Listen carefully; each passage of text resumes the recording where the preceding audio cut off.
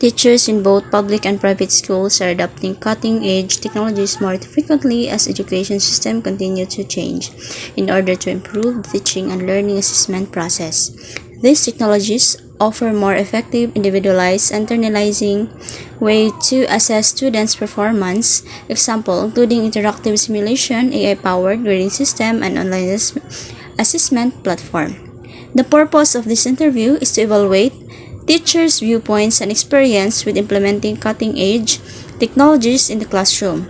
We may learn more about the efficiency of these tools, the difficulties instructors encounter, and the potential for using technology to enhance educational outcomes by looking at whom they are used to create, administer, and score exams, examining how the public and commercial sectors are adjusting to this development and how they affect teaching and learning method in the focus of this interview.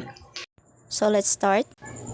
Good day everyone, I am Junalyn Sotolyasa Gumata, and together with my group mates, I am Welbijunjo Olalo and Epelon Bilsaraga, we are here to conduct an interview about innovative technologies for assessment in teaching and learning in public and private school teachers. Good day, ma'am. We are here to conduct an interview about how do you use innovative technologies for assessment in teaching and learning in your student. First question is, what is your point of view about the assessment? The assessment is very helpful, especially to test or measure students' learning, to check if they have the knowledge or they understand what to teach to the students, and also it is very useful for the teachers to check if ang iyahang techniques and strategy in teaching is very or effective ba siya, angay ba siya i-valid sa anak ng students. How does it help students in developing their academic performance? It is very important, or it is very helpful for students, especially in developing their academic performance, because since assessment is to measure the students' learning, or it is a tool for the teachers to check if it is effective strategy or techniques. Gawas ana is paano siya. For example, katuwatik strategy mo siyang ginabuhat din. After the assessment, na-check mo, ay, kining students kay dili dahil siya effective, kining assessment is dili siya effective ano. So, ma-change nimo and makatabang sa mga estudyante nga kailangan siya og assistance or anang tabanganan sila. Go, one, go. How do you utilize ICT in your teaching and learning process? Okay, I utilize ICT in teaching during teaching and learning process, especially here in our school.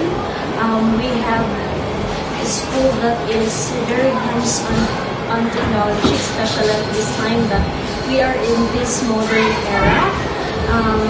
Na-utilize na po ang ICT if we're having classes, especially I'm a TLE teacher, a junior high school TLE teacher. Sa junior high school, din mo siya focus into cooking, like we have also ICT, and it is very useful yun. Kailangan siya ang hands-on, especially sa TLE, kailangan siya ang hands-on sa mga students for them to learn and to understand the lesson very well or better. What are the types of assessment you employ in the teaching and learning delivery that you think are very helpful for your students' learning? Okay, so akong gina-type of assessment since TLE ko, more on performance jud ko. Kay diha na ako makita ang mga students if they learn. Kay more on hands-on, especially in cooking, makita jud na ako sa ingani man jud akong technique. Before ko mag-conduct og klase or before may magpa-performance task, akong ginabuhat is discuss. After discussion, performance task. So, in that way, ma-check na ko nga, ay, nakasabot siya sa akong gidiscuss. So, that is my type of, yun sa nako pagkabalo or ang akong teaching and learning delivery method nga gigamit for the students. What is your point of view about ICT in education? Okay, my very point of view, ang ako dyan sa akong na-observe bilang ka months ko nag-progress, ako na-observe na mas engaging ang lesson kung na ay technology, especially na yung mga activities kay katulad itong mga bata na dili maminaw sa klase or some anang like kailangan siya attention with sa students. Makakatch ang attention sa students. Uy, ganahan ko sa gibuhat ni teacher. Sigmamita ko. So, catch or interesting sa mga students. How do you integrate ICT in your instructional delivery as well as in your giving of assessment to the students? Okay, in integrating ICT in my delivery, instructional delivery, every Monday to Thursday is to face ang among klase. Every Friday is performance task na muna. So, ang among ginagamit, we are more on technology during Friday.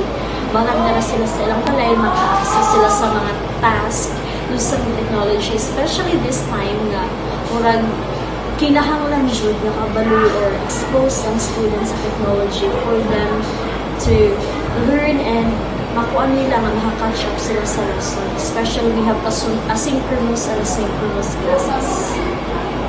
Advice you can share to us, future educators, so we can prepare for what waits us in the future. Okay, my advice. So, nag-iam siya na ako sa una nga when I was like you.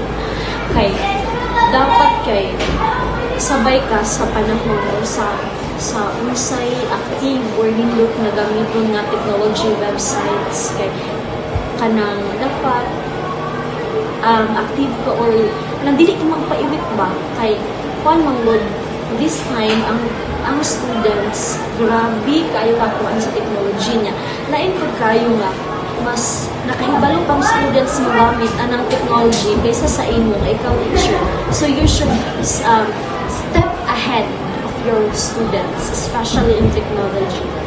Ikaw na mag-deliver sa instruction, ikaw na mag-deliver sa lesson. Thank you. Thank you so much. In the next video, we will having an interview in one of the public teachers in Buena Vista National High School. So let's start. Good day, ma'am. We are here to conduct an interview about how do you use innovative technologies for assessment in teaching and learning in your student. Good day. So, what is your point of view of this assessment? Assessment for me is an important part in teaching and learning because it measures the students' learning and the teaching ability of the teacher.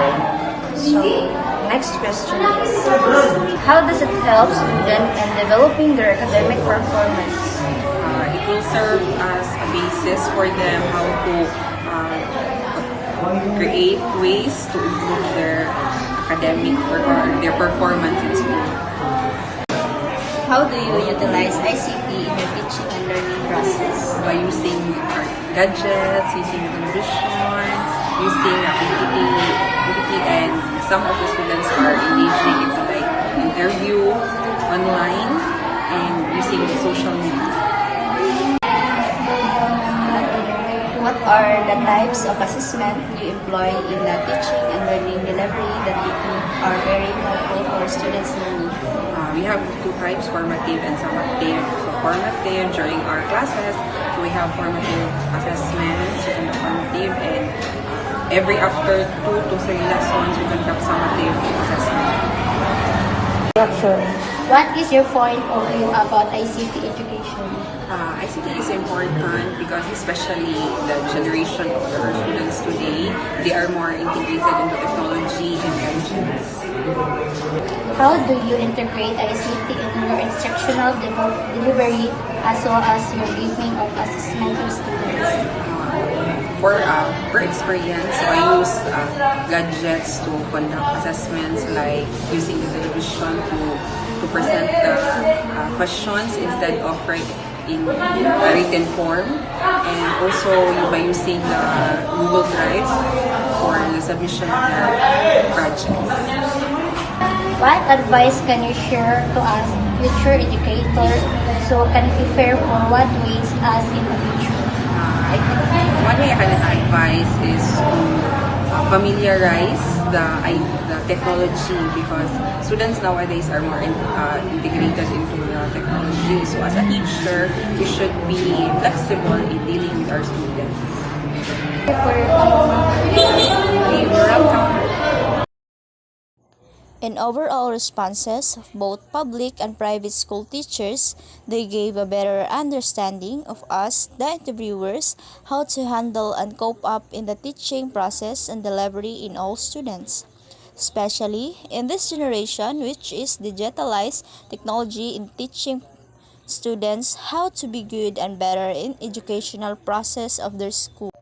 In conclusion, the insight gathered from both public and private school teachers underscore the transformative potentials of innovative technologies in enhancing assessment tasks within teaching and learning. While there are challenges to implementing these tools, such as assessing to resources and professional development, the benefits of increased efficiency, professionalized learning, and improved students' engagement are clear. Teachers from both sectors recognize that technologies is reshaping the educational landscape of students, offering new ways to assess students' progress and adapt teaching strategies to meet diverse needs.